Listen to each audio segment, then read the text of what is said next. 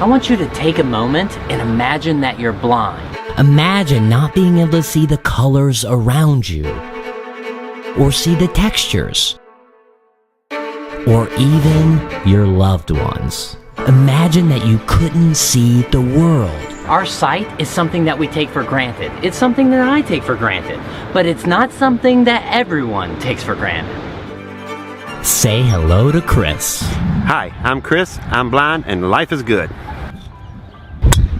That was a nice one. Chris is completely blind, but he wasn't born that way. When he was just a child, he was diagnosed with retinitis pigmentosa, a genetic disorder which causes the breakdown of the cells in the retina, which meant he was going to go from seeing perfectly to complete darkness. Knowing that I was going to completely lose my sight was tough to swallow. So I had two choices. One was to sit around and do nothing, or get up and make the best life possible. He decided to make something of himself. He got his driver's license at 16, played baseball, and decided to go to college. I tried my best to live a normal life. Soon, though, he had to make adjustments as his vision slowly got worse. But with hard work and the help of technology, Zoom 4. he made it through college and got his degree. But eventually, all he could see was a thick fog which made life challenging. So he engineered ways to get things done. These are my guidelines on how to get down to the barn. So instead of using an axe and a wedge in the traditional sense of splitting wood, it's a little safer for me to use the sledgehammer and the hatchet.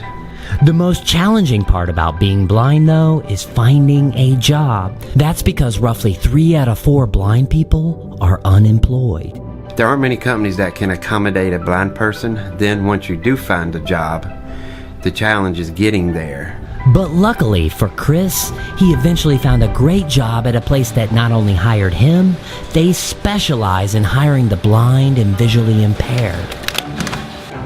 He started working in packaging, then got promoted to manufacturing.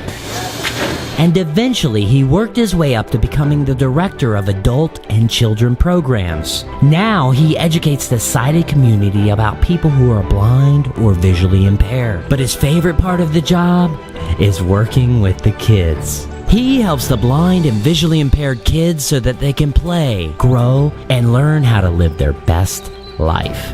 It's the best job in the world. Instead of giving up, Chris found a way to not only make a positive change in his life, but in the lives of so many others. And to top all that off, he found the love of his life. As I said, life is good. Chris may have lost his sight, but what he gained is worth so much more. He gained the life he always dreamed of.